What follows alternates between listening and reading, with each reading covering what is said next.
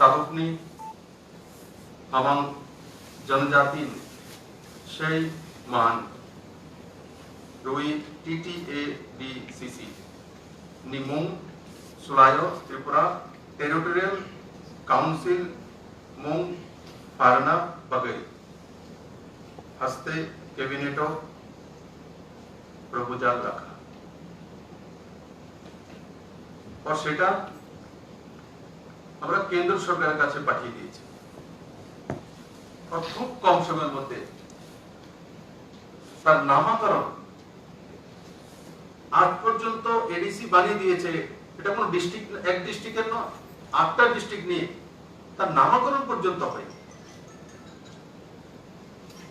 BJP IPFT সরকার আসার পর जनजाति कल्याण मंत्रालय যখন মন্ত্রী মেঘা কুমার জমাতিয়া তখন তার নামকরণের বিষয় ক্যাবিনেটে আমরা এনেছি এবং আজকে ত্রিপুরা টেরিটোরিয়াল কাউন্সিল নামে নামকরণ করার জন্য প্রস্তাব কেন্দ্রীয় গৃহ মন্ত্রণালয়ের কাছে আমরা পাঠিয়ে দিয়েছি। আমি আশা করি কেন্দ্রীয় গৃহমন্ত্রী শ্রী অমিত শাহজি যিনি ত্রিপুরার মানুষের প্রতি প্রেম রাখেন খুব কম সময়ে আমরা আমাদের সে সম্মান পেয়ে যাব।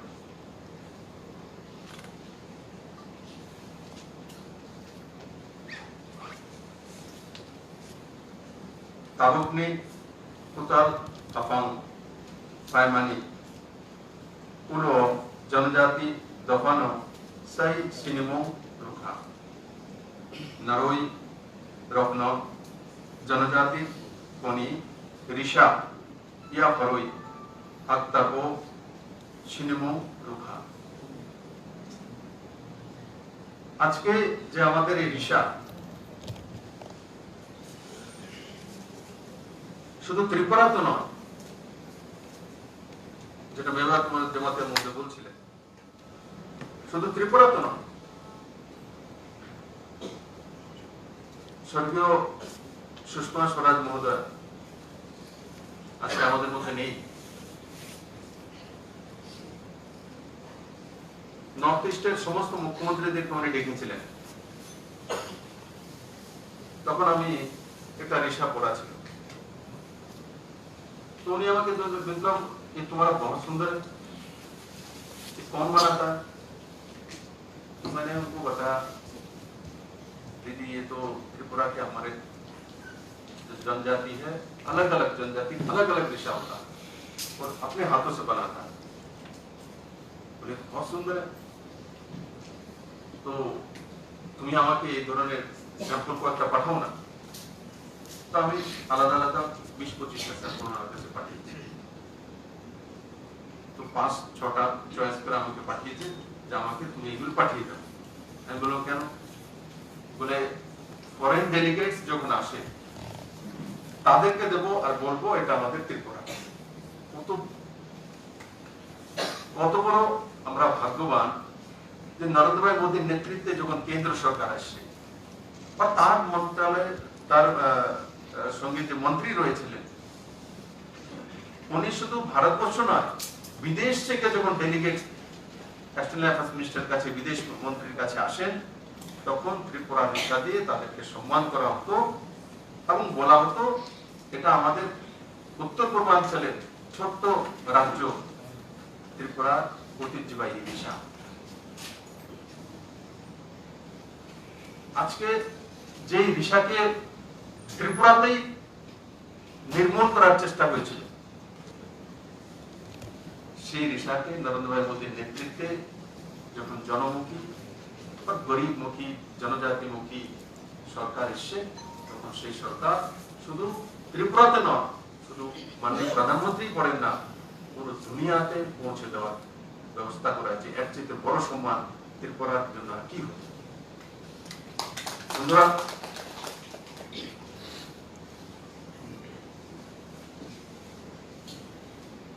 चौतीस हजार गुरु जनजाति रुकनी 23 बिशिनी जोंजाल पायो रुजाखा त्रिपाक्षिक चुक्ति तवई वरंगन हस्तेओ तांगनानी रुई 600 कोटी नो पैकेज সাপ্লাই খাত কেন্দ্র সরকার। মহারাজ প্রদ্যুৎ কিশোর মানিকজি সাক্ষী, মেবারজি সাক্ষী, এনসিসি বর্মা সাক্ষী। কতটা পজিটিভিটির সঙ্গে মাননীয় প্রধানমন্ত্রী ও গৃহমন্ত্রী, আজকে আমি যাই কাজ করি, যদি প্রধানমন্ত্রী আর গৃহমন্ত্রী কোনো বিষয় আমার কাছ থেকে সবসময় খোঁজ খবর নেন, সেটা হচ্ছে যে রিয়াং গ্রুপ শরণার্থীদের কোথায় কোথায় রাখছো, কবে রাখবে, এনওসি হয়েছে কিনা, কবে গিয়ে এরা থাকবে, তার ফলো আপ সবচেয়ে বেশি করা, সবচেয়ে বেশি। প্রতি 7 দিনে আমাকে গৃহমন্ত্রী বলেছেন যে প্রতি 7 दिन বিপ্লব आप खुद उसको मॉनिटरिंग और যত তাড়াতাড়ি তাদের থাকা পার্মানেন্ট ব্যবস্থা করে। আর কতদিন কষ্ট করবে? 23টা বছর কষ্ট করেছে নিজের দেশে রিপোর্ট, এত লম্বা সময়ে 23 বছর ক্রমাগত নিজের দেশে নিজেরাই রিফিউজি, এই উদাহরণ নেই। মাননীয় প্রধানমন্ত্রী গৃহমন্ত্রী থেকে আমি ধন্যবাদ জানাবো যে আপনারা ত্রিপুরার মানুষের জন্য এত মলিন হৃদয়ের সঙ্গে বিবেচনা করেছেন। আর শুধু 600 কোটি টাকা নয়, এটা মাত্র প্যাকেজ। 600 কোটি টাকা হবে না। আমরা যখন সেই পরিবারগুলোকে, যে চিহ্নিত পরিবার ছিল,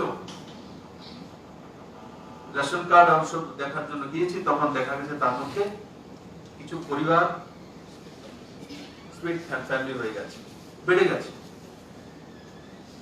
সেটাও মাননীয় গৃহমন্ত্রী মেনে নিয়েছেন। লাস্ট টাইম যখন আমি দিল্লিতে গিয়েছি, ওনাকে বিষয় তুলে ধরেছি, কারণ আমার কাছে ব্রুদের কাছ থেকে সেই অ্যাপ্লিকেশন এসেছিল। প্রদ্যুৎ কিশোর মানিকজি বলেছেন, মেবা কুমার জামাতে আহমেদ বলেছেন, তখন আমার সামনে যখন তুলে ধরলাম, 1 সেকেন্ডে, মানে কিন্তু পর্যন্ত নেই। भारत सरकार अधिकारीরা বলছিল স্যার उसको जरा बजट करना पड़ेगा। बोले क्या बजट करोगे यार गरीब आदमी के लिए, अभी भी बजट करोगे, ठीक है कितना पैसा लगेगा विप्लव? हम लोग पैसा तो नहीं किया, जो भी लगेगा 100, 150, 200 हो सकता है, करोड़ लग सकता है। बोले दे दिया, जाओ बसाओ उनको जल्दी। और তাদের চোখের জল যাতে না পড়ে তার ব্যবস্থা করো। এত ইমোশনাল ভারতবর্ষের গৃহমন্ত্রী। আমি প্রথমবারে এমএলএ, আর প্রথমবারে আপনাদের আশীর্বাদে মুখ্যমন্ত্রীর দায়িত্বে কাজ করছি। পজিটিভিটির সঙ্গে কাজ করার চেষ্টা করি। আমি জানি, আমার দল জানি, আমার দলীয় নেতৃত্বরা জানে, ত্রিপুরাতে জনজাতিদের সঙ্গে অন্যায় হয়েছে। যেটা প্রদ্যুৎ কিশোর মানিকজি বলছিলেন যে ত্রিপুরা ল্যান্ডের বিষয় কেন,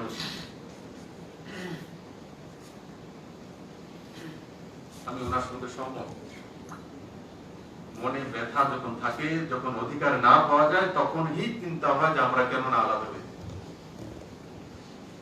কিন্তু এই অনেক 3 বছর যাবত এই সরকার যখন কাজ করা শুরু করেছে, তো আপনি আপ সমস্ত জনজাতি জাতি মিলে ডেভেলপমেন্টের কথা চিন্তা করছে।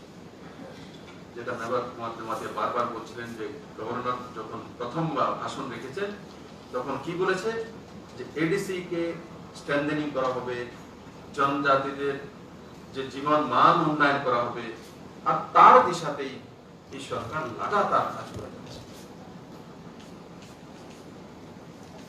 মহারাজা বীরবিক্রম কিশোর মানিকের নাম এয়ারপোর্ট দিয়ে আমরা অনেক মহান কাজ করেছি, তেমন না, উনিই তো বানিয়ে দিয়েছেন। এতদিন দেরি হয়েছে সেটা অন্যায় হয়েছে, আমরা করে দিয়েছি, মহান কাজ করেছি সেটাই বলবো না। আমি বলবো এতদিন দেরি হয়েছে সেটা অন্যায় হয়েছে, অনেক আগে হওয়া উচিত।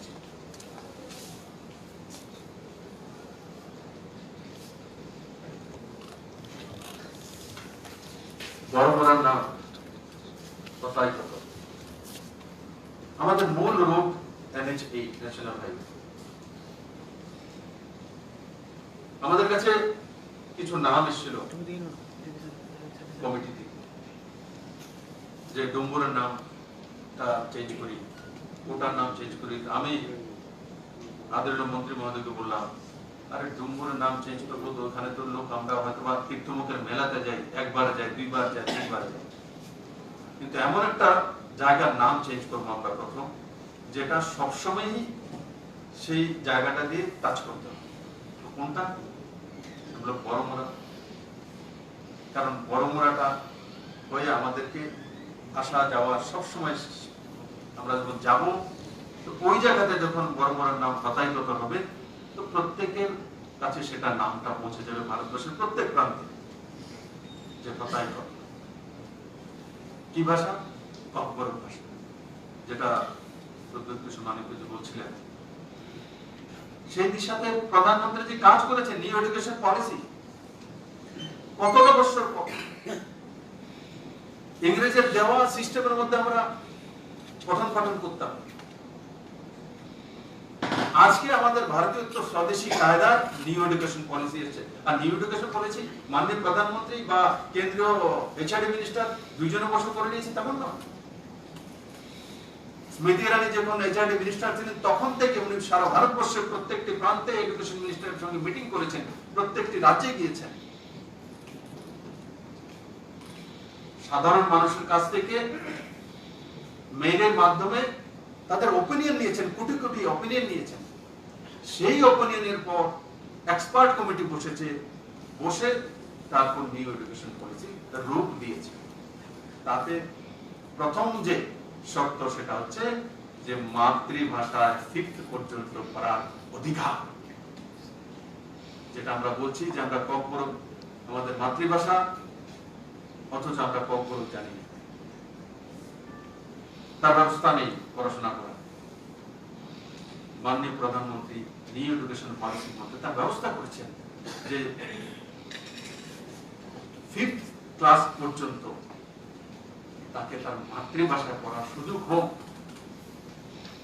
যাতে সে শিক্ষার আলো দেখতে পারে। নিউ এডুকেশন পলিসি ভারতবর্ষের কাহে গল্প চেঞ্জ করে দিতে মাননীয় প্রধানমন্ত্রী সেই দিশাতে কাজ করছে।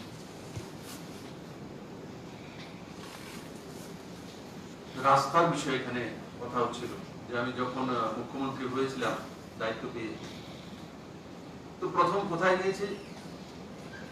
গন্ডাছড়া, কোথায়? ধনুরামপাড়া। কে ছিলেন আমার সঙ্গে? ধনঞ্জয় ত্রিপুরা আমাদের। যে রাস্তা দিয়ে গিয়েছে ধনঞ্জয় দেখেছে, সে রাস্তা কি রাস্তা ছিল? 80% পেমেন্ট হয়ে গেছে, রাস্তা খুঁজে আমি পাই।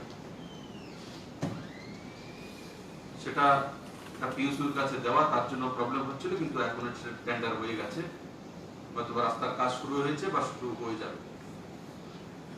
বাকি যে যে সুবিধাগুলো বলেছি সেগুলি পৌঁছে দেওয়া হয়েছে, সেটা ইলেকট্রিসিটি হোক আর জলের ব্যবস্থা হোক। আর আজকে আমি ঘোষণা করছি এখানে, কালকে আমি নির্দেশিত করেছি মন্ত্রণালয়কে 200 কোটি টাকা নতুন রাস্তা বিশেষ করে এডিসি এরিয়ার জন্য মঞ্জুর করেছে। সেটা পাঠিয়েছি কেন্দ্র সরকারের কাছে, খুব কম সময়ের মধ্যে তার মঞ্জুরি হয়ে যাবে। তো তার মধ্যে গোলাঘাটি এমএলএ যেই রাস্তা দিয়ে আমি গিয়েছিলাম, বালুর রাস্তা বলেছিলাম, আপনার রাস্তা আছে, রামপদার কিল্লার রাস্তা আছে, ধনঞ্জয় বাবুর 3টি রাস্তা আছে, আপনার 2টা রাস্তা আছে, সবার আছে, মেবার বাবুর 3টে রাস্তা আছে, ফ্যান্সিদার রাস্তা আছে, শান্তনা মহোদয়ের রাস্তা আছে, অতুল বাবুর আছে, তোমার শান্তিবাজার আপনার আছে 2টি রাস্তা।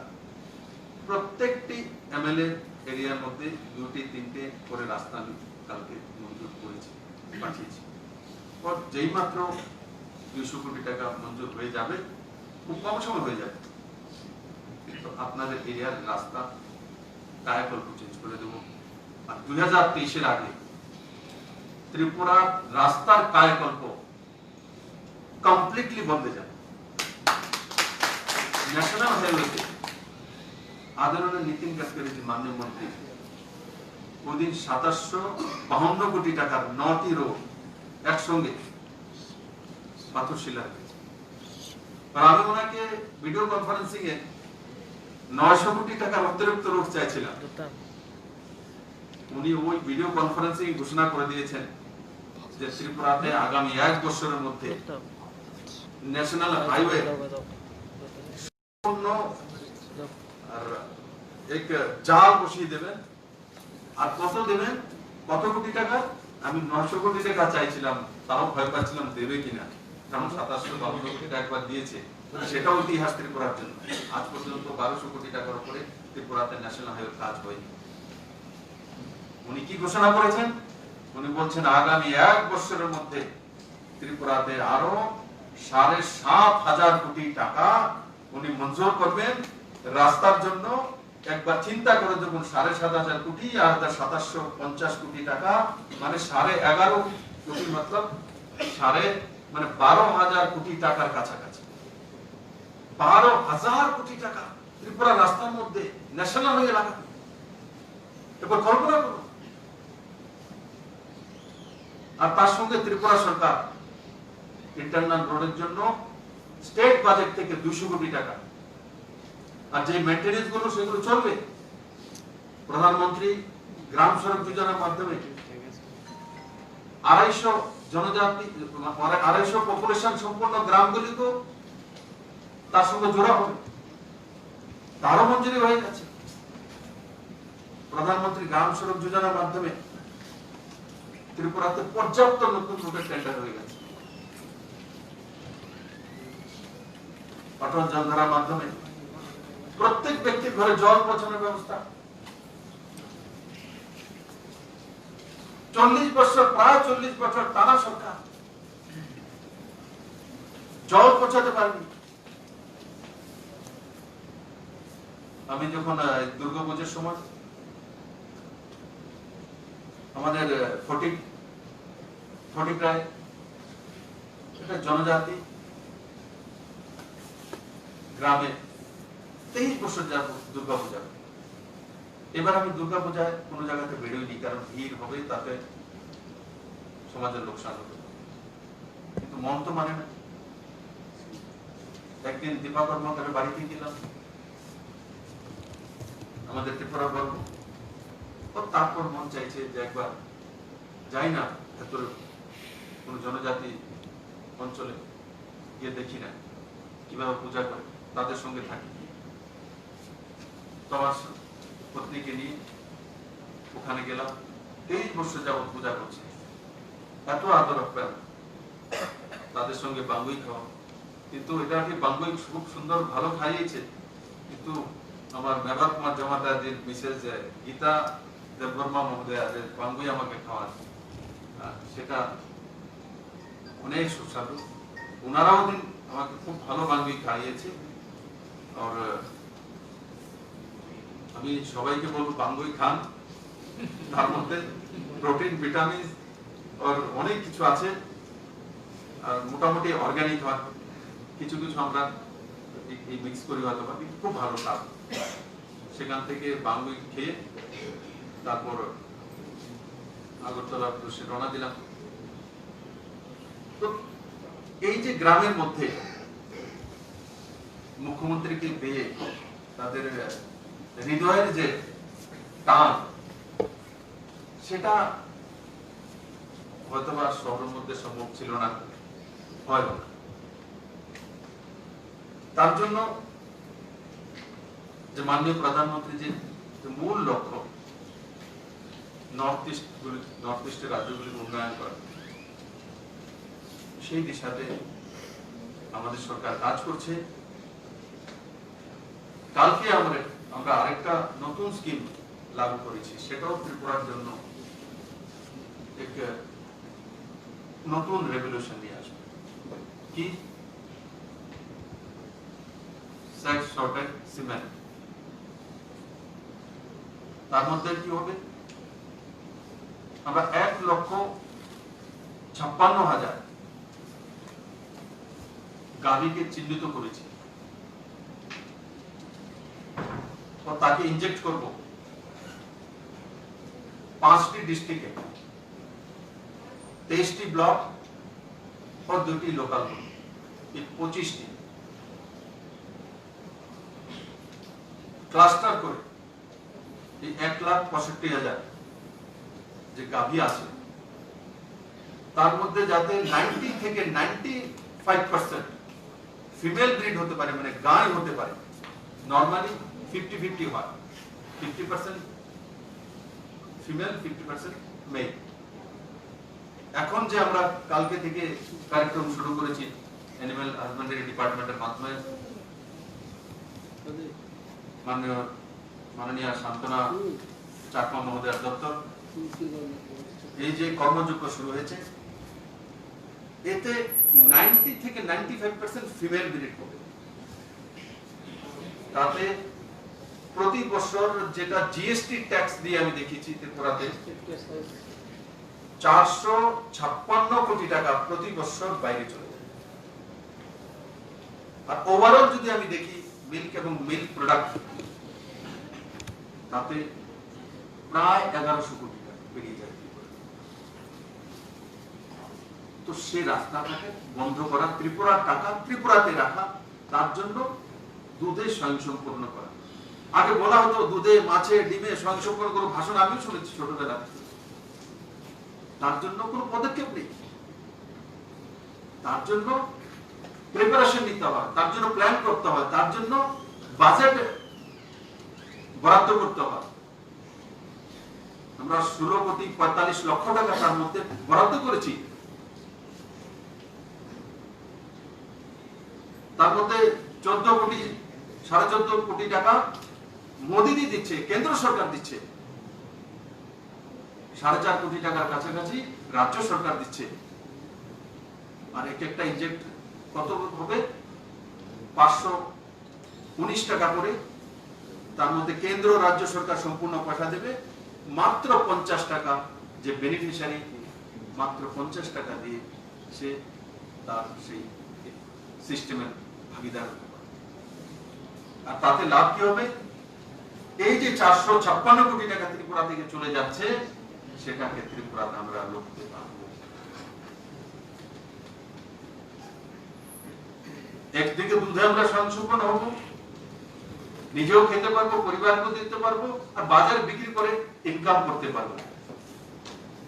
আর শুধু দুধই নয়, দুধের সঙ্গে